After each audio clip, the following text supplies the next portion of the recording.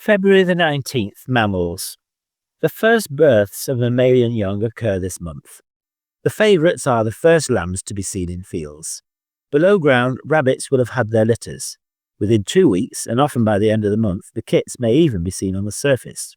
Hares are always on the surface. They often lie at this time of year, facing south into the wind to keep as warm as possible.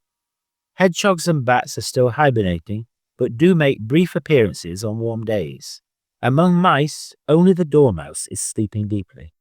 Voles, wood mice and shrews are all hungry, and their numbers are dropping as other creatures, such as weasels, have found their winter quarters and may well have eaten them as they slept. Shrews, with their perennial need for sustenance, can sometimes just be found lying on the grass, having starved to death. As the grass dies down over winter, the entrances to the nests of field voles become more noticeable. Some of these tunnels also belong to shrews, although the latter are happier in hedgerows and hedge banks. At the edges of streams, the grazed areas around the entrance holes of water voles indicate they are also active. In cold spells, they rely on the plant stems they collected last autumn and kept as larders within their burrows.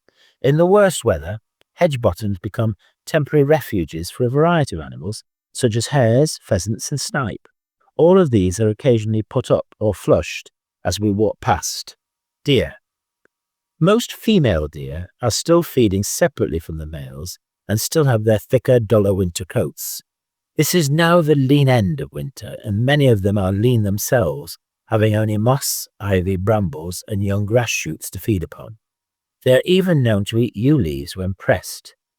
Red deer stags may now be 2 stone lighter than they were before the rut, although life in London is a little easier with the grass usually starting to grow again.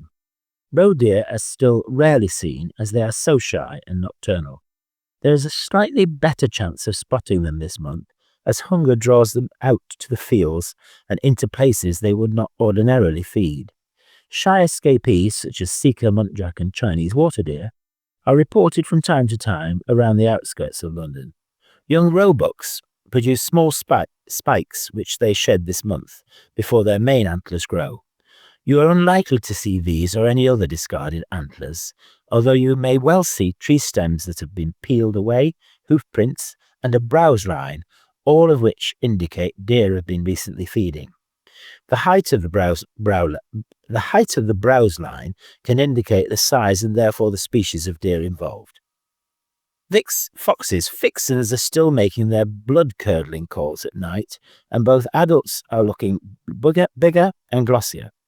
Their grey underfur is at its thickest now, and the long guard hairs produce the characteristic rich red colour. Foxes scent their territory by rubbing their tail and anal area on any available marker for up to 20 seconds. The scent glands are located above and below the base of the tail. It is recorded that they can charm their prey by rolling and playing, apparently unconcerned by any inquisitive animal watching. However, once the animal draws near enough, they change their behaviours suddenly and pounce upon them.